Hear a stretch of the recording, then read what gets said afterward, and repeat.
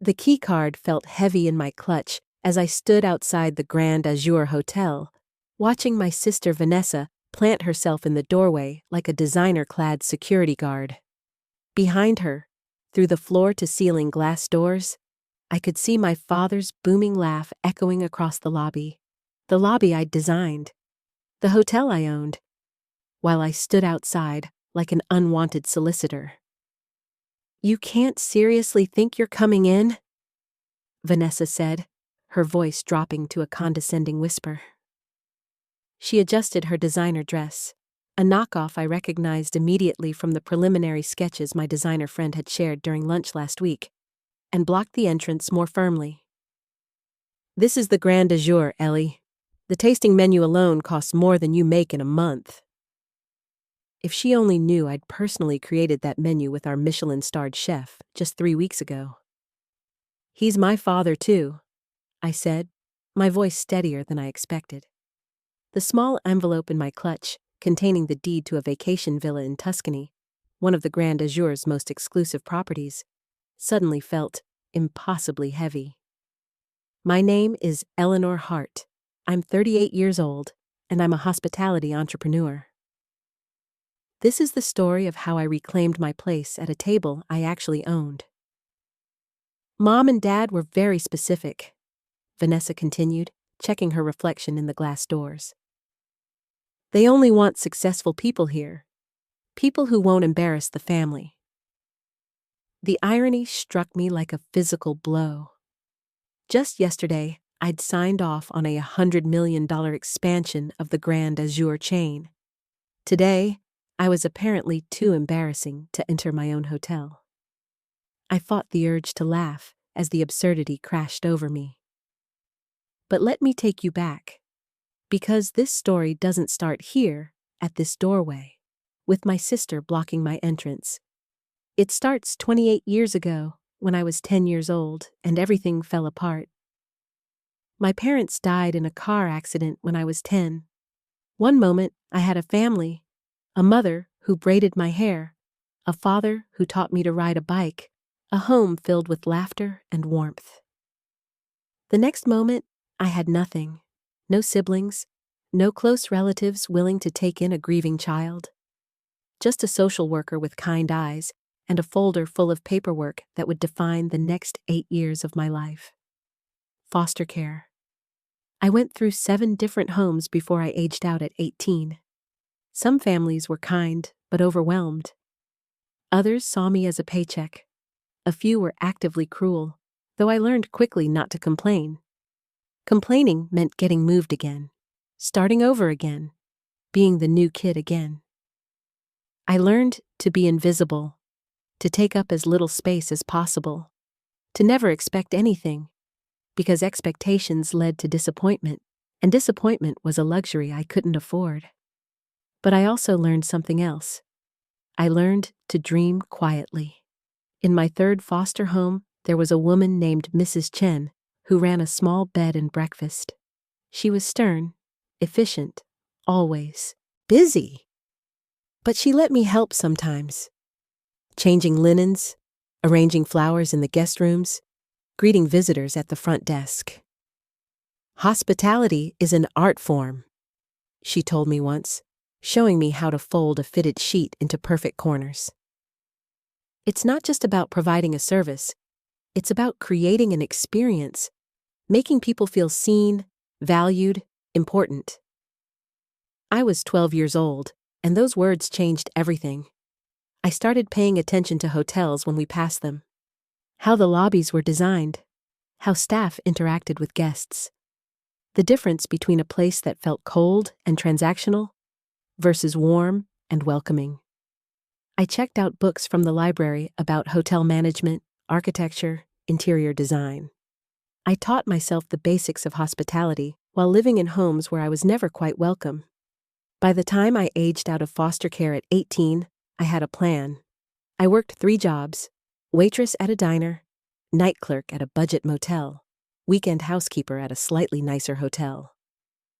I saved every penny I could, living in a studio apartment with 2 roommates and surviving on ramen and determination. I put myself through community college, then transferred to a 4-year university for hospitality management. Student loans, scholarships, and sheer stubbornness got me through. I graduated at 22 with a degree, $60,000 in debt, and absolutely no connections in the industry. But I had something else. I had vision. I could walk into any hotel and see what was wrong with it. The inefficient layout, the uninviting common spaces, the staff who looked miserable because management treated them poorly. The little details that made the difference between a forgettable stay and an unforgettable experience. I started at the bottom, front desk clerk at a mid-range hotel chain. But I watched everything, learned everything, asked questions, took notes, built relationships with vendors, contractors, designers. By age 25, I was assistant manager. By 27, I'd saved $30,000 and found a struggling boutique hotel in Brooklyn that was about to go under. The owner was desperate. I offered him $25,000 for a 60% stake, with a promise to turn it profitable within 2 years. He laughed at me, a 27-year-old woman with no business experience, no family money, no credentials beyond sheer audacity. But he was desperate enough to say yes. I renamed it Azure Brooklyn. I restructured operations, redesigned the common spaces on a shoestring budget, retrained staff to prioritize guest experience over rigid protocols. I personally greeted every guest for the first 6 months, learning what worked and what didn't. 18 months later, the hotel was profitable. 2 years later, I bought out the original owner completely. By age 30, I owned 3 boutique hotels in New York. And that's when I met the Thompsons. I met Robert Thompson at a hospitality industry conference. He was there representing his small family accounting firm, Thompson & Associates, which specialized in small business clients, including a few hotels. We struck up a conversation at the hotel bar. He was warm, paternal, genuinely interested in my story. When I mentioned I was looking for a new accountant for my growing hotel business, he practically insisted I meet his family. "We're having dinner Sunday," he said. "My wife Linda makes the most incredible pot roast. You should come. Meet the family. We can discuss business, but more importantly, you look like you could use a home-cooked meal." He wasn't wrong. I'd been living on takeout and hotel room service for months. That Sunday dinner changed my life. The Thompson home was everything I'd lost when I was 10. Warm, chaotic, full of laughter and love. Linda fussed over me, piling my plate with food. Their daughter Vanessa, 25 at the time, was friendly and charming. Their son-in-law Gavin told terrible jokes that somehow made everyone laugh anyway. Robert asked me about my business with genuine curiosity. He wanted to know about my vision, my challenges, my dreams for expansion. For the first time in 18 years, I felt like I belonged somewhere. "You know," Linda said as she served dessert, "we've always wanted more children. Never quite worked out. But sitting here with you, Eleanor, it feels right. Like you're the daughter we were meant to have." I cried in my car on the way home that night. Happy tears, grateful tears, tears for the family I'd lost and the family I might have found. I hired Thompson & Associates to handle my accounting, but more than that, I became part of their family. Sunday dinners became a regular thing. Holidays, birthdays, family vacations. They celebrated when I opened my 4th hotel. They toasted when I acquired my first property outside New York. They were proud of me in a way I'd forgotten was possible. For 3 years, I had a family again. And then Robert made his proposal. "Eleanor," he said one Sunday evening, "I've been thinking, you're doing so well with your hotels, building something remarkable. But you're doing it alone, and that's risky. What you need is family support, infrastructure, the kind of stability that comes from being part of an established business." "What are you suggesting?" I asked. Join the family firm, he said. Bring your hotels under the Thompson umbrella. We'll handle all the business operations, accounting, legal, property management. You can focus on what you do best, creating beautiful guest experiences, and you'll be part of something bigger, part of our family, officially. Linda beamed. Vanessa nodded enthusiastically. Even Gavin looked supportive. It sounded perfect, too perfect. Let me think about it, I said. I took the proposal to my lawyer, a sharp woman named Patricia who'd been advising me since my first hotel acquisition. Don't do it, she said immediately after reading the contract. This isn't a partnership, it's an acquisition. You'd be signing over control of everything you've built. The Thompson firm would own your hotels. You'd be an employee. But Robert said it's about family. Robert is a businessman first, Patricia interrupted. And not a very good one, based on what I'm seeing. His firm is struggling. He needs your profitable hotels to save his failing business. This isn't about making you family, it's about using your success to prop up his. I felt sick. Are you sure? I asked. Eleanor, I've seen this before. Successful woman builds something from nothing. Family or friends offer to help by bringing her business into their fold. Next thing you know, she's pushed out of her own company. Don't sign this. I didn't sign it. Instead, I went to the next Sunday dinner and politely declined Robert's offer.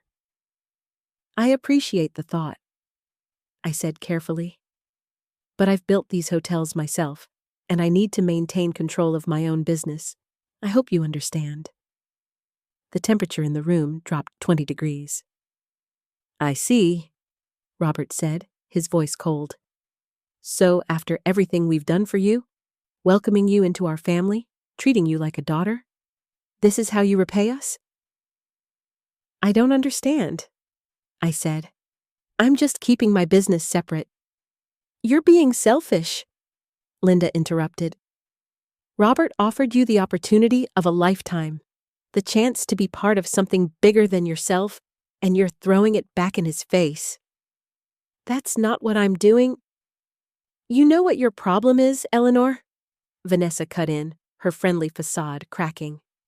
You're so used to being alone that you don't know how to be part of a team. You can't trust anyone. That's sad. I looked at these people I'd thought were my family and realized Patricia had been right. They didn't want me. They wanted my business. I think I should go, I said quietly. I think that's best, Robert agreed. And Eleanor? I wouldn't count on Thompson and Associates for your accounting anymore. We're terminating our business relationship. Conflict of interest, you understand. I understood perfectly. I left that house and never went back. For the next 5 years, the Thompsons and I didn't speak. I heard through mutual acquaintances that they told people I'd betrayed them, that I was ungrateful, selfish, incapable of loyalty. It hurt. But I channeled that hurt into building something even bigger. Without the Thompsons, I had something I'd never had before. Pure, focused rage. Rage at being used, at being manipulated, at having this family dangled in front of me and then snatched away when I wouldn't let them exploit my success. I used that rage as fuel. I sold my 3 smaller hotels and used the capital to acquire a struggling luxury property in Manhattan. A beautiful but neglected building that had once been a Gilded Age mansion. I renamed it the Grand Azure. For 6 months, I lived in a small room on the top floor while overseeing renovations personally. I worked 18-hour days, making decisions about everything from the marble in the lobby to the thread count of the sheets. I hired a Michelin-starred chef. I poached the best concierge in the city. I trained my staff personally, teaching them that hospitality wasn't about rules. It was about making every guest feel like they were the most important person in the building. The Grand Azure opened 2 years after I left the Thompson family dinner table. Within 6 months, It was the most talked about hotel in New York. Within a year, celebrities were requesting rooms. Business moguls were hosting deals in our private dining rooms. Society families were booking our event spaces for weddings and galas. The press started calling me the mystery hotelier, the young woman who'd appeared seemingly out of nowhere and revolutionized luxury hospitality. I kept a low profile intentionally. No photos in articles, no public appearances. I let my hotels speak for themselves. And I expanded. Grand Azure Boston, Grand Azure Miami, Grand Azure Chicago. I bought struggling luxury properties, renovated them, trained staff to my standards, and watched them become the most sought-after hotels in their cities. I also bought real estate, office buildings, retail spaces. I learned that real estate was where the real wealth lived, not just in operations. By age 35, I owned 20 hotels and 40 commercial properties. By age 37, I owned 30 hotels and was worth approximately $500 million. And the Thompsons? I kept tabs on them through my network. Their accounting firm was struggling, losing clients, barely keeping their office lease current. That office lease? In a building I'd purchased 2 years prior. My property manager sent me monthly reports on all tenants, including Thompson and Associates, who were consistently late on rent. I could have evicted them, but I didn't. I wanted them to struggle, to barely survive, to wonder why their business wasn't thriving while mine soared. Vanessa made junior partner at a mid-tier law firm. Good for her. But her firm was desperately trying to secure office space in one of my newest acquisitions, a prestigious building they couldn't quite afford. My real estate team sent me their increasingly desperate proposals. I rejected each one, citing space allocation priorities. Gavin made junior vice president at a regional bank. His bank was one of my minor accounts. I kept a token amount of money there to maintain business relationships. My financial team provided detailed reports on their operations. They were in trouble, needed capital, were courting investors. My investment group was one of the parties they'd approached. We'd been stringing them along for months, keeping them hopeful while never quite committing. I wasn't actively trying to hurt the Thompsons, but I wasn't helping them either. And when Robert turned 65 and his family started planning a birthday celebration, I heard about it through my network.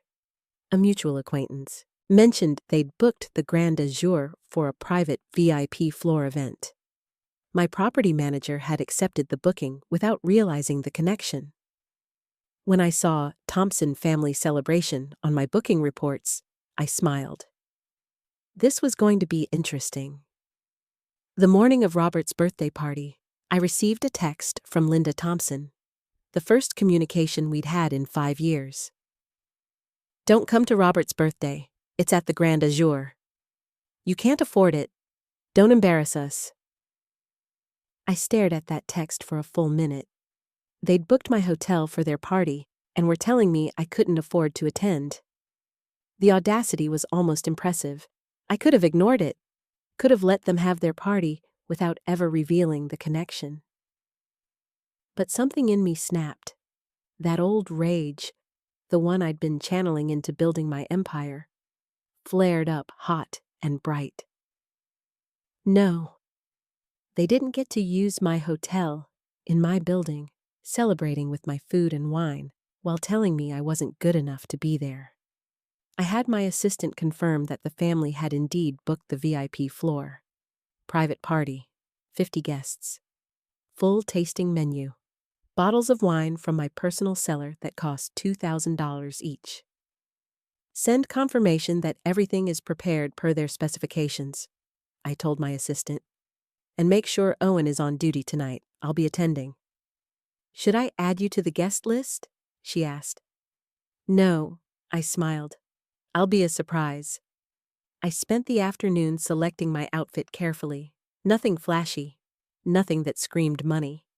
I chose a simple black dress, Yoji Yamamoto, custom made, worth approximately $30,000, but understated enough that the Thompsons would never recognize its value. My grandmother's pearls, the only thing I had from my biological mother, worn as armor. Hair pulled back in a simple chignon, handmade Italian leather clutch that cost more than Vanessa's car, but looked modest enough to dismiss.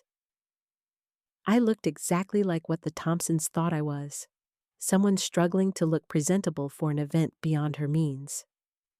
Perfect. I drove myself to the Grand Azure in my most modest car, a Tesla Model S, nothing flashy by billionaire standards, but comfortable for the 15-minute drive from my penthouse. I arrived at 7:30 p.m., exactly when the party was scheduled to start. And that's where this story really begins.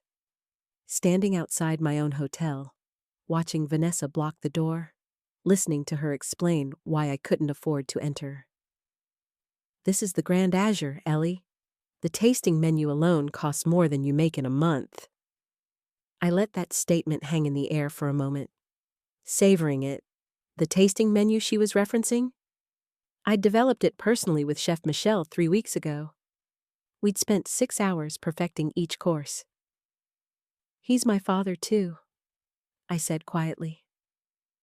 "Mom and Dad were very specific," Vanessa continued. "They only want successful people here.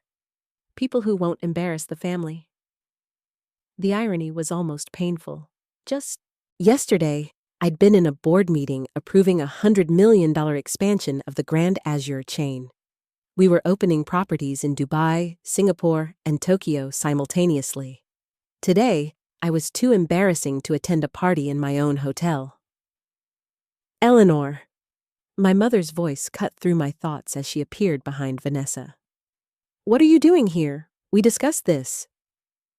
No, they had issued an ultimatum via text message.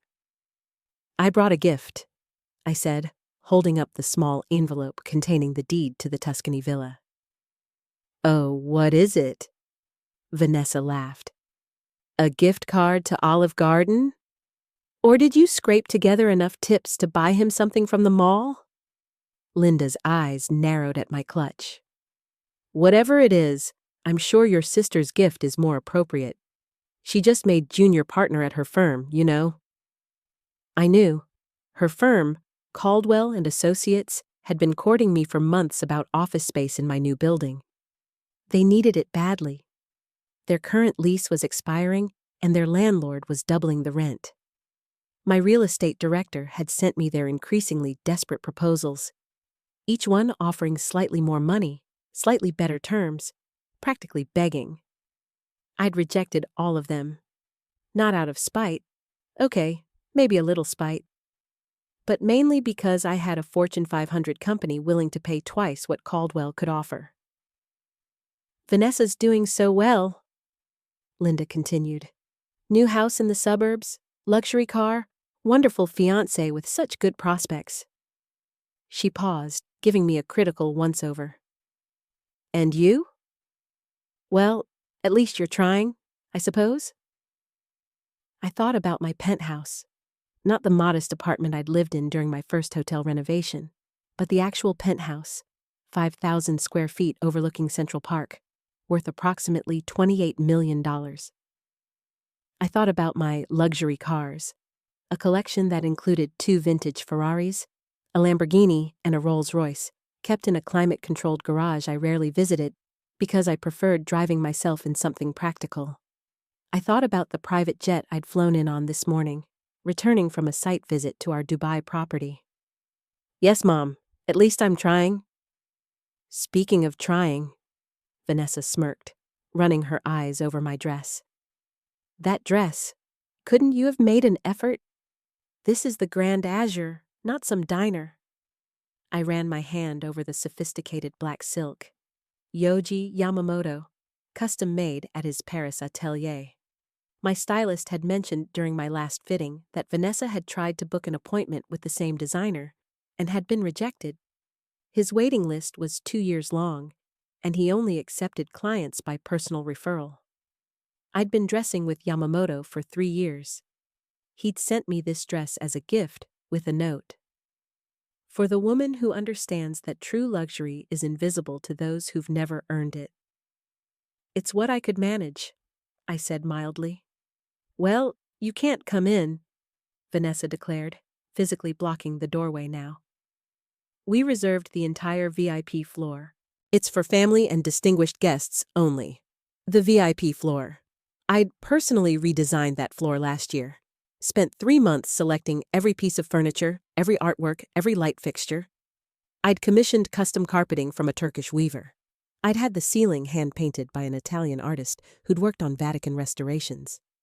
That floor represented my aesthetic vision at its pinnacle, and Vanessa was standing here telling me I couldn't access it. The distinguished guests being? I asked, genuinely curious who they'd invited to my hotel. Oh, you wouldn't know them? Linda waved her hand dismissively. The Andersons. They own that successful law firm. The Blackwoods. Old money, you know. And Mr. Harrison from the bank. All very important people. I knew all of them. Thomas Anderson's law firm leased 3 floors in one of my office buildings. He'd been a tenant for 4 years, always paid on time, was up for lease renewal next month. The Blackwoods had been begging my resort director for a membership at Azure Shores, my most exclusive beach property. Their application had been under review for 6 months. We had a wait list of 2,000 people, and they kept calling to see if their family connections could speed up the process. Mr. Harrison was the senior loan officer at Gavin's bank. His bank was currently courting a major loan from my investment group. They needed $50 million to cover some bad commercial real estate deals that had gone south. We'd been reviewing their proposal for 3 months. My team's assessment: high risk, poor management, unlikely to succeed. We'd probably reject them next week. Right, I said. Very important people. Exactly, Vanessa said, clearly pleased I understood my place. So you see why you can't be here. What would people think if they knew Dad's failure of a daughter was serving their drinks? Vanessa, Linda chided softly, though her eyes showed approval. Be nice. Eleanor made her choices. If she'd stayed with the family firm like you did, things would be different. The family firm. Thompson and Associates occupied Suite 304 in one of my older office buildings. Small suite, modest rent, barely making their payments. My property manager, David, sent me monthly reports on all tenants. Thompson and Associates was always flagged yellow, technically current on rent, but frequently late, often asking for payment extensions. Last month, David had asked if I wanted to begin eviction proceedings. They're consistently problematic, he'd said. Always behind, always asking for special treatment. We could lease that suite to a more reliable tenant for 20% more. I'd told him to let it slide for now. Gavin just made vice president at his bank, Linda announced proudly, as Gavin appeared in the doorway, straightening his tie. Junior vice president, I corrected automatically. I knew his exact title because his bank, First Metropolitan Trust, handled some of my smaller business. Accounts. Nothing major, just enough to maintain relationships. My primary wealth was managed by Goldman Sachs and J.P. Morgan, but I believed in diversifying relationships. My financial team provided quarterly reports on all our banking partners. First Metropolitan Trust was struggling. Bad loans, poor investment decisions, declining commercial real estate holdings. Gavin's recent promotion was likely part of their attempt to appear stable while scrambling for capital. Well, it's more impressive than whatever you're doing, Vanessa snapped. What is it now? Assistant manager at some chain restaurant? I thought about that morning's board meeting. We'd been discussing the acquisition of Gavin's bank. My CFO had presented 2 options: acquire First Metropolitan Trust outright, restructure their operations, and absorb them into Azure Financial Services, my investment arm, or simply let them fail and cherry-pick their good assets during bankruptcy proceedings. The paperwork for both options was sitting on my desk upstairs. In my private office, on the 12th floor of my hotel. Something like that, I said. This is ridiculous, Linda declared. Eleanor, just go. You're making a scene. I'll tell your father you couldn't make it. Couldn't afford it, you mean? Vanessa added with a laugh that carried across the entrance. Several hotel guests walking past turned to look. I saw them registering the scene. Well-dressed family members blocking a modestly dressed woman from entering a luxury hotel. I looked past them all, through the glass doors, into the Grand Azure lobby. The marble floors, Calicata Borghini marble, imported from Italy, each slab hand-selected during a 3-day trip to Carrara quarries. The crystal chandeliers, commissioned from a Czech glass artist, each one a unique piece that had taken 4 months to create.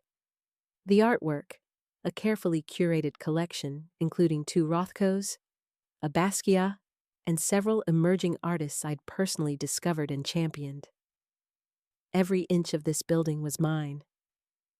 I'd designed it, financed it, built it, staffed it, and turned it into one of the most prestigious hotels in the world, and I was standing outside, being told I didn't belong.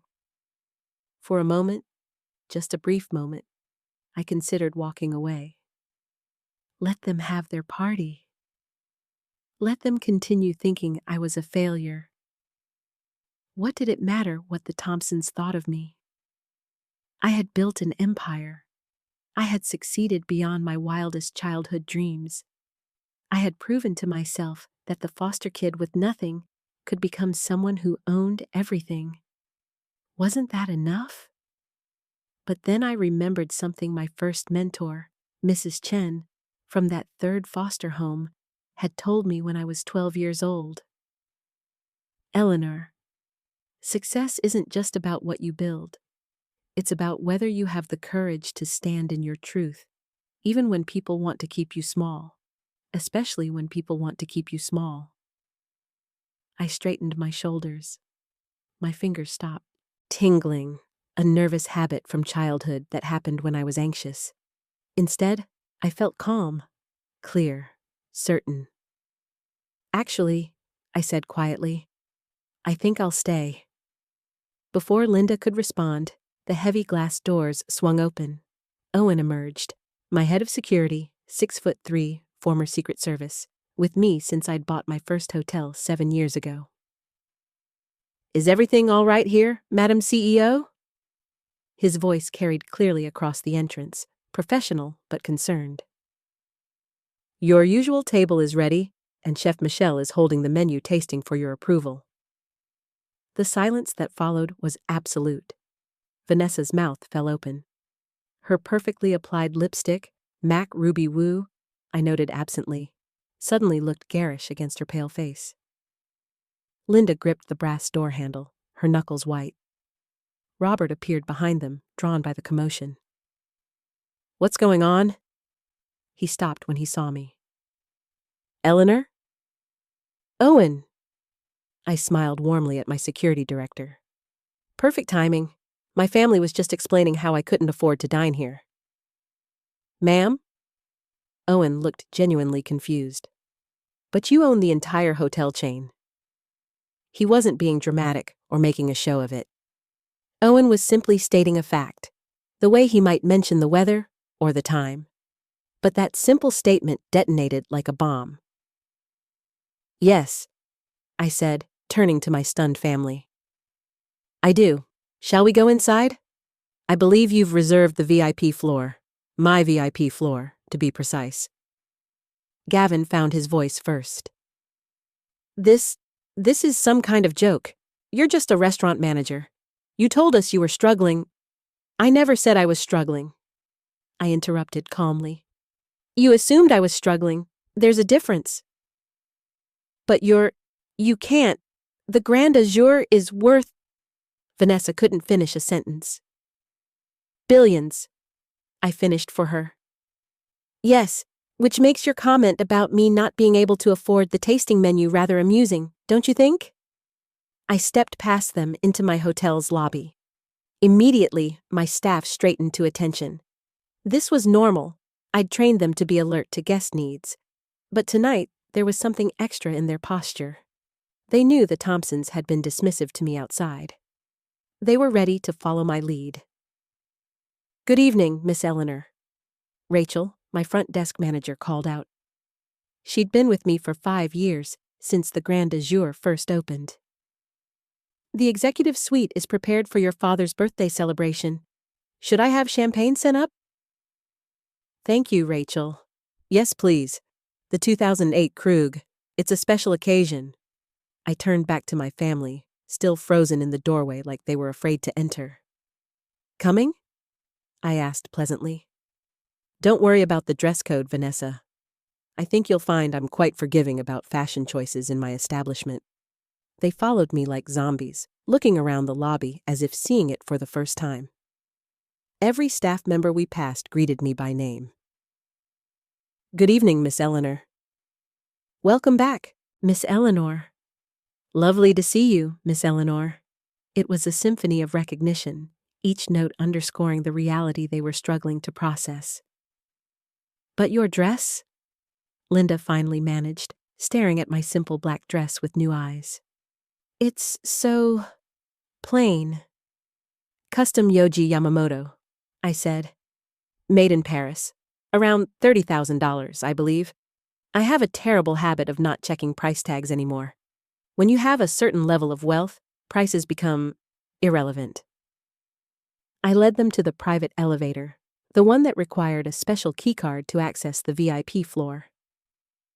"Unlike Vanessa's dress," I continued, pulling the key from my clutch, "which is a very good knockoff. I can tell because the real Valentino Spring 2024 collection hasn't been released yet to the public. I attended the private showing in Milan last month. That dress will retail for about $8,000 when it's officially available next season." "You probably paid, what, $400 for the replica?" I inserted the key and pressed the button for the VIP floor. "Not that there's anything wrong with replicas," I added. "Some are quite well made, though the stitching along the left seam of yours is slightly off. You can see where they rushed the beadwork." The elevator doors opened directly into the VIP lounge. The party was in full swing. Approximately 50 people in formal attire, champagne flowing, classical quartet playing Vivaldi in the corner. Waiters circulating with hors d'oeuvres I'd personally approved that morning. The room fell silent as we entered. Every head turned. "Eleanor?" My father stood up from his place at the head table, his face a mixture of shock, confusion, and something that might have been fear. "What are you doing here? Your mother said you couldn't afford—" "I couldn't afford it," I finished, walking toward him with a smile. "That's what you all believed. Happy birthday, Dad. I hope you don't mind that I'm crashing the party in my own hotel." "Your hotel?" Thomas Anderson stepped forward from the crowd, his face breaking into a relieved smile. "Miss Eleanor, I had no idea you were related to Robert Thompson. We've been trying to secure a meeting with you for months about that lease renewal." "Eleanor owns the Grand Azure?" Another voice, Margaret Blackwood, dripping in old money diamonds. "My God, Robert, your daughter is the mysterious CEO we've been trying to get a resort membership from." Mr. Harrison from the bank approached, his face pale. "Miss Hart, you're Robert Thompson's daughter? We've been courting your investment group for—" "That loan application," I said pleasantly. "Yes, I'm aware. My team has it under review." My father sank back into his chair. The color had completely drained from his face. "All this time," he whispered. "When we thought you were just a glorified waitress." I raised an eyebrow. "Your words, I believe. From 10 years ago, when I told you I wanted to pursue hospitality management instead of joining the family accounting firm. You said, and I quote, 'No daughter of mine is going to be a glorified waitress.'" The room was silent except for the string quartet, who'd wisely kept playing through the awkward pause. "So I proved you wrong," I continued. I became a glorified waitress who owns 35 five-star hotels across 3 continents, along with 40 commercial real estate properties, 3 restaurant chains, and a private investment group worth approximately $200 million. But why didn't you tell us? Linda demanded, finding her voice.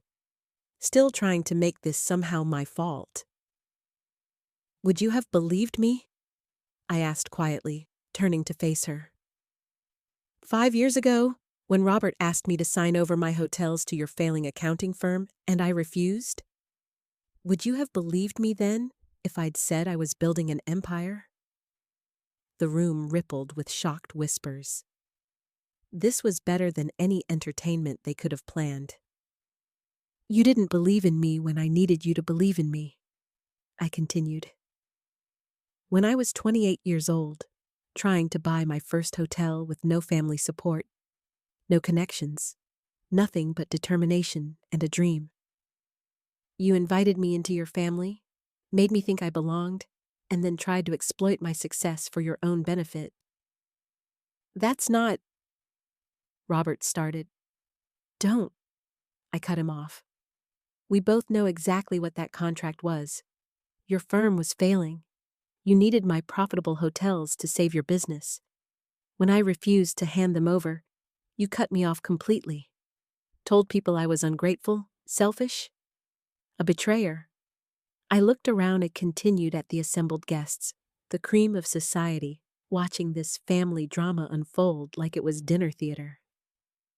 So I spent the next 5 years building something you couldn't imagine. Not to prove anything to you, but to prove something to myself. That the foster kid with nothing could become someone with everything.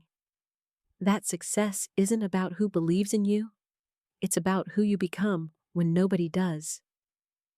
Vanessa had collapsed into a nearby chair, her face ashen. The villa in the south of France, she whispered.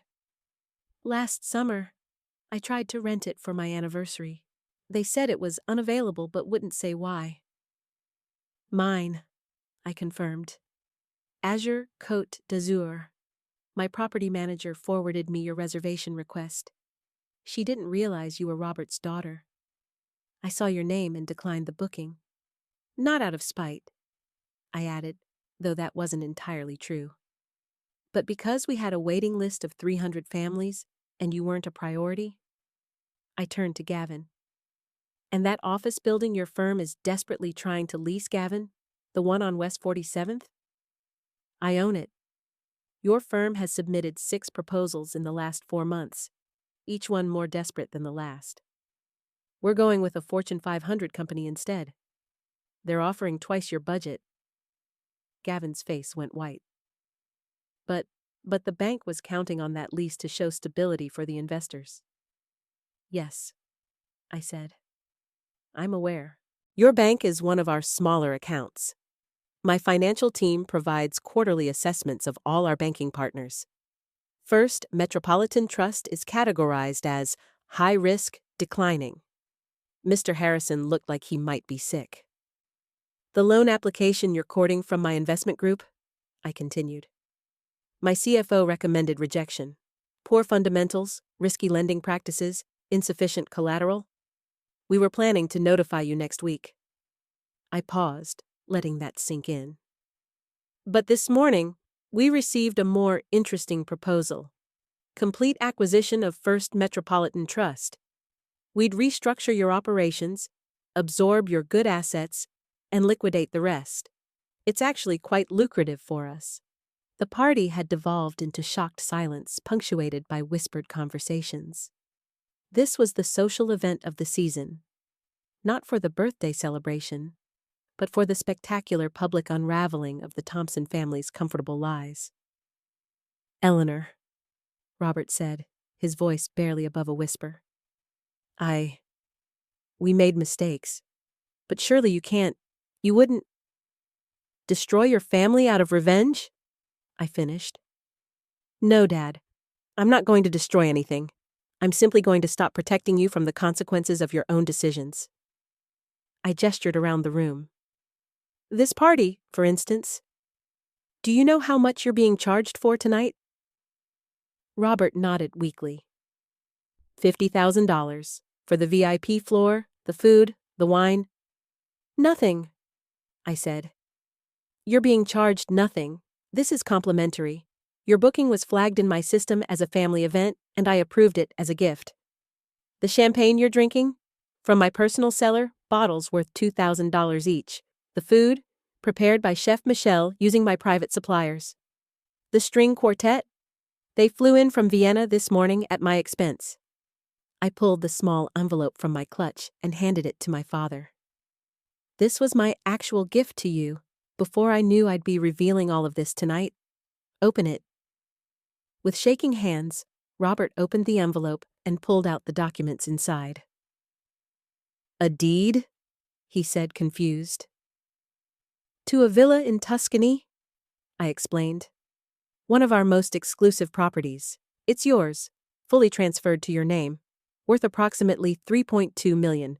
I was going to give it to you anonymously, but Vanessa blocking me from my own hotel changed my plans. Tears were streaming down Robert's face now. Eleanor, I don't understand. After everything we did to you, I know exactly what you did to me, I said quietly.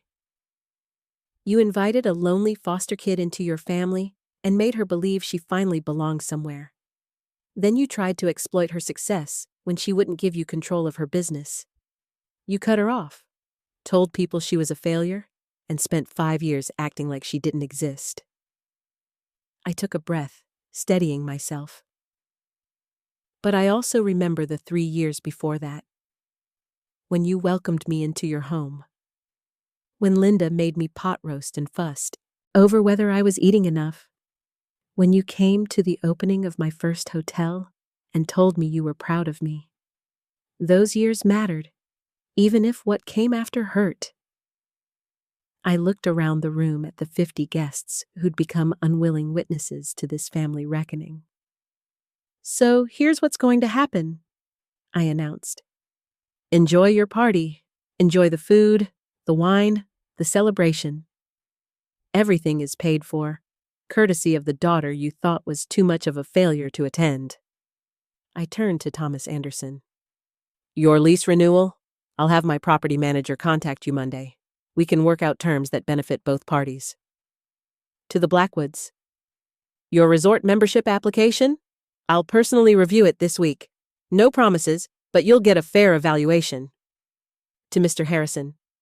The loan application? I'm overruling my CFO. We'll provide the $50 million, but with conditions. New management, restructured operations, and monthly oversight from our team. Take it or leave it. To Gavin. Your promotion to junior vice president? It comes with a new responsibility. You'll be our liaison during the restructuring. Prove you can handle it, and there might be a real VP position in your future. I turned back to my father. And you, Dad. Thompson and Associates is behind on rent, struggling to keep clients, barely surviving. I could evict you, I could let you fail, but I won't.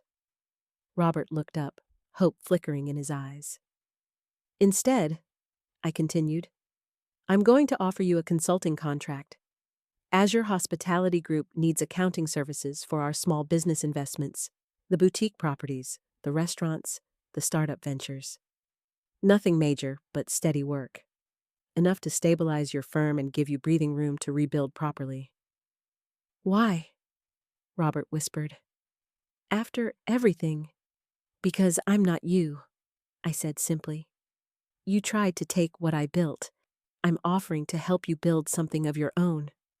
The difference between us is that I actually believe in family, even when family doesn't believe in me. The room erupted in applause. Genuine applause, not the polite society clapping. People were moved by this. The wronged daughter extending grace to the family that had rejected her. I held up my hand for silence. But, I added, my voice steel now, this offer comes with conditions. First, honesty. No more telling people I'm a failure. No more dismissing my success. If you're going to be part of my life, you acknowledge who I am and what I've built. I looked at each family member in turn. Second, respect. You don't have to understand my choices, but you will respect them. No more condescension, no more assumptions. If you speak to me, you speak to me as an equal. Third, boundaries.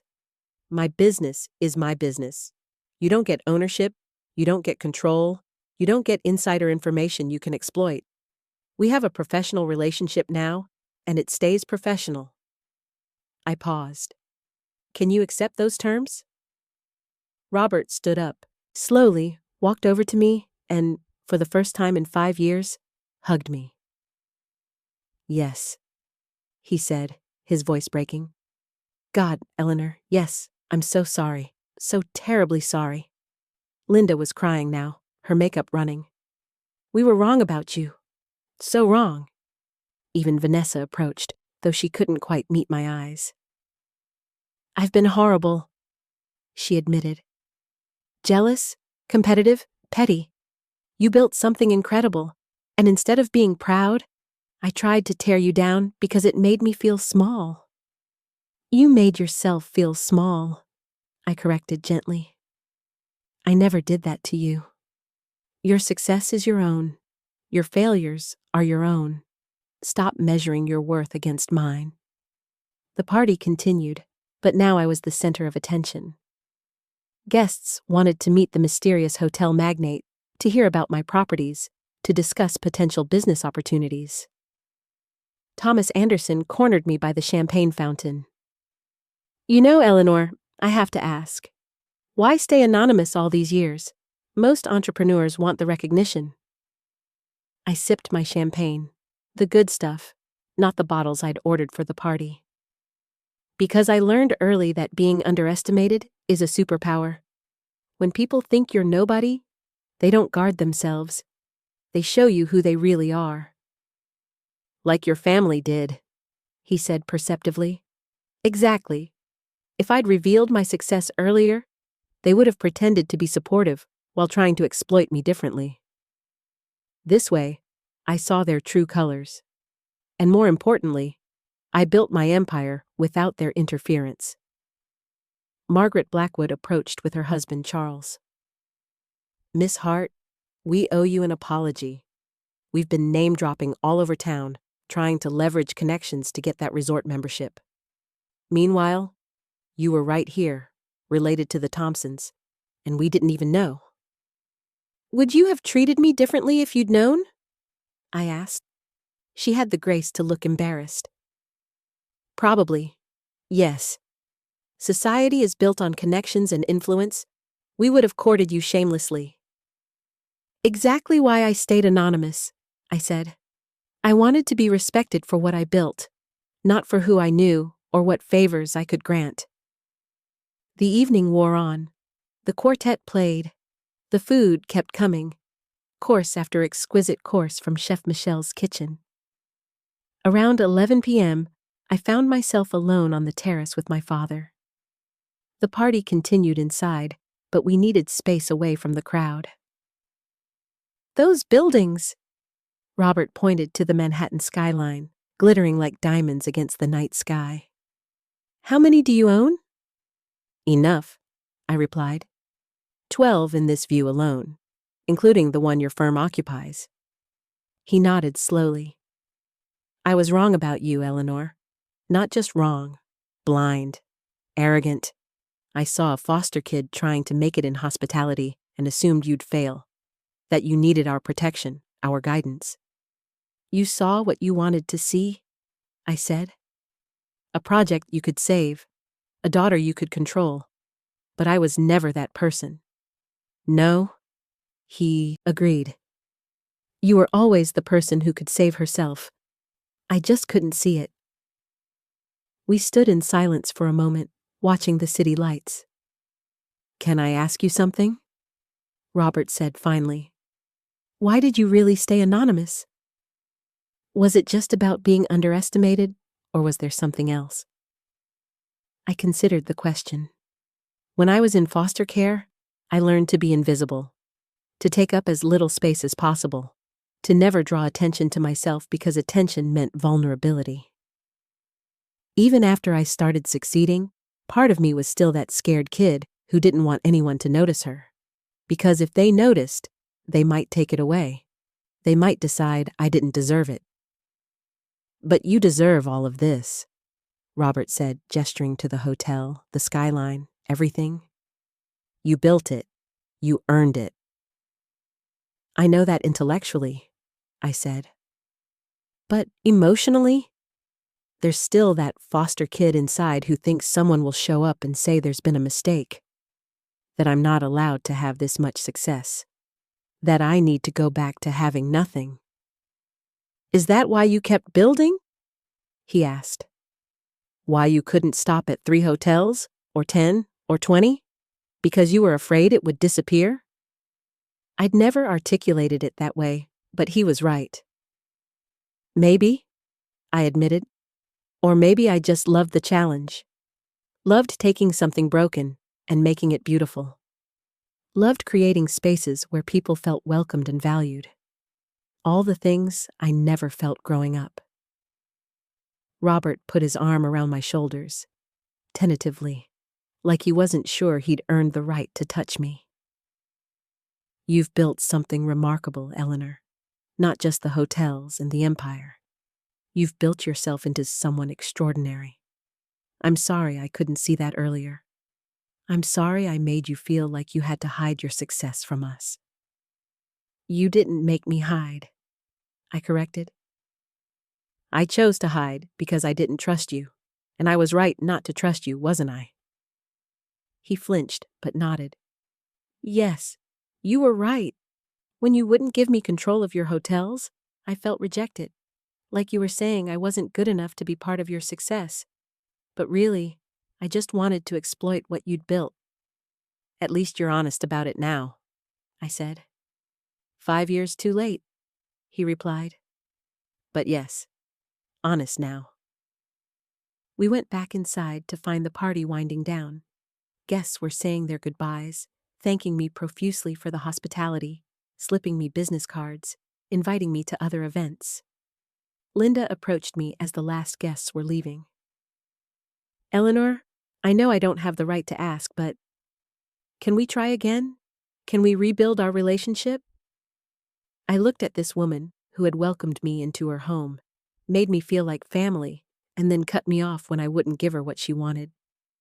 I don't know, I said honestly. You hurt me, Linda. All of you did, and I'm not sure I can trust you not to do it again. We'll prove it to you, she said desperately. However long it takes. We'll show you we've changed. Actions prove change, I said. Not promises. We'll see. Vanessa was the last family member to leave. She hung back after everyone else had gone, fidgeting with her clutch, the knockoff clutch I'd called out earlier. Eleanor, she said quietly, I need to apologize properly, not with everyone watching, just you and me. I gestured to a quiet corner of the now empty VIP lounge. Okay, I'm listening. She took a deep breath. I've been jealous of you since the day we met. You're younger than me, you came from nothing, and you were still more talented, more driven, more successful. I couldn't stand it. So, you tried to tear me down? I said. Yes. I convinced myself you were a fraud, or lucky, or sleeping your way to success. Anything except admitting you were just better at business than I am. And tonight, standing outside your hotel telling you that you couldn't afford to be here? That was the ugliest version of myself. She looked up at me, tears streaking her careful makeup. I don't know if you can forgive me. I don't know if I'd forgive me, but I want you to know that I see you now. Really see you, and I'm ashamed of how blind I've been. Vanessa, I said gently, your success isn't diminished by mine. You made junior partner at 32. That's impressive. You bought a house, you're engaged to someone you love, you have a good career. The only person comparing your life to mine is you. I know, she whispered. But it's hard not to compare when we're in the same family. When everyone asks about you and your hotels. Then maybe, I interrupted, you need to build something that's so authentically yours that comparisons become irrelevant. Stop trying to compete in my arena. Find your own. She nodded, wiping her eyes. You're right. You're absolutely right. And Vanessa, about that Valentino dress. The knockoff comment was petty. I'm sorry. No, she said. You were right. I bought it because I wanted to look like I belonged in your world. But I'll never belong by pretending. I have to build my own world. After everyone had left, I found myself alone in the VIP lounge with Chef Michelle, who'd emerged from the kitchen after the last course was served. Well, she said, pouring us each a glass of wine. That was the most dramatic birthday party I've ever catered. I laughed, really laughed, for the first time all night. I didn't plan it quite like that. But you planned something, she observed. You wore that understated dress. You arrived exactly when the party was starting. You orchestrated that reveal. Maybe a little, I admitted. I wanted them to see who I really was, not who they assumed I was. Mission accomplished. Chef Michelle clinked her glass against mine. Though I have to ask, the grace you showed at the end? The job offers? The loan? The consulting contract? That was more than they deserved. Probably, I agreed. But I didn't do it for them. I did it for me. Because I needed to prove to myself more than anyone that success doesn't have to make you cruel. That you can have power without wielding it like a weapon. Very zen of you, she teased. Very pragmatic of me, I corrected. If I'd destroyed them, I'd have proven their worst assumptions right. That I'm cold, calculating, ruthless. Instead, I get to be the bigger person. Plus, the consulting contract actually benefits me. Thompson and Associates may be struggling, but Robert knows accounting. We can use that expertise. Always thinking 3 moves ahead, Chef Michelle observed. That's how foster kids survive, I said. We learn to anticipate, to plan for worst-case scenarios. Old habits die hard. I stayed at the hotel that night, sleeping in the owner's suite I kept on the top floor. It was a space I rarely used. I preferred my penthouse. But tonight, I wanted to be here, in this building I'd created, processing everything that had happened. The next morning, I had breakfast with my executive team, my CFO, my property manager, my operations director. We discussed the Thompson situation strategically. So, we're extending loans and contracts to your family? My CFO, Patricia, asked skeptically. She'd been my advisor since my first hotel purchase, had warned me about the Thompson contract 5 years ago. Yes, I confirmed. Is this personal or business? She pressed. Both, I admitted. But it's profitable personal. The consulting contract is legitimate. We do need accounting services for our smaller properties. The loan to Gavin's bank comes with oversight and restructuring that protects our investment. The lease extension to Anderson's law firm is at market rate. None of this is charity. But it's not purely strategic either, Patricia observed.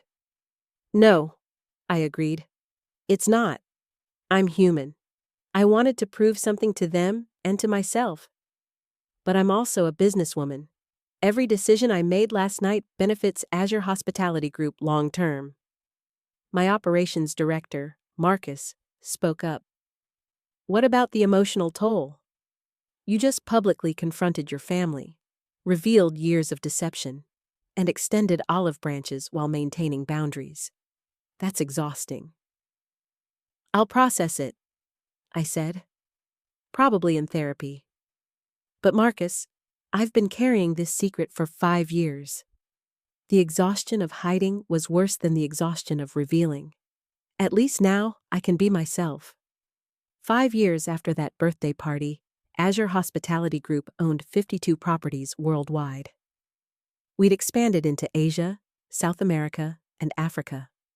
Our brand was synonymous with luxury, innovation, and, thanks to my personal story going public, with second chances. The media had gotten wind of the birthday party reveal through one of the guests, and within weeks, my story was everywhere. Foster kid to billionaire hotelier. The mystery mogul revealed. Eleanor Hart, the woman who built an empire in secret. I hated the publicity at first, but my PR team convinced me it was good for business. People loved an underdog story, and my hotels became even more sought after because they represented the possibility of transformation. The Thompson family had, slowly and genuinely, rebuilt their relationship with me. Robert's consulting contract had grown into a full partnership. Thompson and Associates now handled all accounting for Azure's small business ventures, and they were thriving. Vanessa had left her law firm and started her own practice specializing in hospitality law. She'd found her arena, and she was excellent at it. We had dinner monthly, and the jealousy had faded into genuine sisterly affection. Linda had become involved with my charitable foundation, Azure Cares, which provided hospitality training and job placement for foster youth aging out of the system. She'd found purpose in giving other kids the opportunities I'd had to fight for. Gavin had indeed proven himself during the bank restructuring. He was now a senior vice president, a real one, and his bank had become one of our strongest partners. But the most significant change was in my relationship with Robert. We met for breakfast every Sunday, just the two of us, in a quiet corner of the Grand Azure's restaurant. We talked about business, family, life. He asked my advice on decisions. I asked his perspective on challenges. We'd become what we should have been all along, a father and daughter who respected each other. One Sunday, about 4 years after the birthday party revelation, Robert set down his coffee and looked at me seriously. Eleanor, I need to ask you something, and I need you to be completely honest. Okay, I said cautiously. Do you forgive us? Really forgive us? Or are you just being gracious because it's good business? I thought about it, really thought about it. 5 years ago, I would have said I'd never forgive you, I answered slowly. The hurt was too raw, the betrayal too fresh. I extended olive branches that night because I wanted to prove I was better than my anger, not because I'd actually let go of the anger. And now? He asked. Now? I smiled. Now I think forgiveness isn't a single moment. It's not a switch you flip. It's something you choose every day in small ways. Every Sunday breakfast where I enjoy your company instead of resenting it. Every business meeting where I trust your advice instead of second-guessing your motives. Every holiday dinner where I let myself be part of the family instead of keeping my guard up. So, you do forgive us? I'm forgiving you, I corrected. Present continuous tense. It's a process, and I'm in the middle of it. Some days are easier than others. But yes, Dad, I'm forgiving you. He reached across the table and took my hand. That's more than I have any right to ask for. Probably, I agreed. But I'm not doing it for you. I'm doing it for me. Because holding on to that anger was exhausting, and I'd rather use that energy to build something new. Last year, the Azure Hospitality Group launched Azure Academy, a free hospitality training program for foster youth. We provided housing, education, job placement, and mentorship. Our first class of 30 students graduated last month. All 30 have jobs in luxury hospitality. 5 are working at Grand Azure properties. At the graduation ceremony, I gave a speech that I hadn't planned. When I was 18 and aging out of foster care, I told the graduates, I had a degree, debt, and a dream. I had no connections, no family support, no safety net, just determination and a belief that I could create something beautiful from nothing. I paused, looking at these young faces. So hopeful, so scared, so full of potential. The world is going to underestimate you. People will see where you came from and assume they know where you're going. They'll doubt your capabilities, question your credentials, and sometimes actively try to keep you small. Let them, because being underestimated is the greatest advantage you'll ever have. While they're dismissing you, you'll be working harder, learning faster, building higher. And one day, you'll stand in a room full of people who doubted you, and you'll reveal exactly who you've become. But here's what I learned that I wish someone had told me. You don't build success to prove others wrong. You build it to prove yourself right. Right that you're capable, deserving, worthy of everything you dream of. The applause was thunderous. After the ceremony, a young woman named Maya approached me. 22 years old, aging out of foster care, our star student. "Miss Hart," she said shyly, "thank you for all of this, for seeing us." "Maya," I said, "5 years from now, you're going to do something extraordinary. And when you do, I want you to remember this moment. Remember that someone believed in you before you proved yourself, and then pay it forward." She promised she would. I'm 43 years old now. I own 60 hotels, manage $2 billion in assets, and employ over 10,000 people worldwide. But that's not my greatest success. My greatest success is the life I've built on my own terms. The family I chose to forgive. The foster youth I mentor. The empire I created not to prove I was worthy, but because I always knew I was. Some nights, I still dream about being 10 years old, standing at my parents' funeral, watching everything I knew disappear. In those dreams, I'm small and scared, and certain I'll never belong anywhere again. Then I wake up in my penthouse overlooking Central Park, or in a hotel suite in Tokyo, or in the Tuscan villa I gifted to my father. And I remember, I do belong. Not because someone gave me permission or family approved or society accepted me. I belong because I built belonging. Room by room, property by property, relationship by relationship. The key card to the Grand Azure still feels heavy sometimes when I hold it. Not because I doubt I deserve to carry it, but because I remember so clearly what it felt like to stand outside, being told I didn't belong. That memory keeps me humble, keeps me working, keeps me opening doors for others who've been told they can't afford to enter. Last Sunday, at our usual breakfast, Robert asked me if I was happy. "Yes," I said without hesitation. "I'm happy." "Even after everything you went through? The foster care, the rejection, the years of hiding?" "Because of everything I went through," I corrected. "Those experiences made me who I am, made me resilient, observant, determined. If I'd had an easy path, I might have built something successful, but I wouldn't have built something meaningful." "You think what you've built is meaningful?" he asked. I thought about the Azure Academy graduates finding careers, the Thompson family rebuilt, the hotels that created thousands of jobs, the properties that became community landmarks. "Yes," I said. "I think it's meaningful. Not perfect, but meaningful. And that, more than any amount of wealth or success or vindication, is what matters." The foster kid who had nothing built something extraordinary, not despite her past, but because of it. And every time someone tells me they can't afford something, can't afford to dream, to risk, to believe in themselves, I think about standing outside my own hotel while my family blocked the door. Then I remember.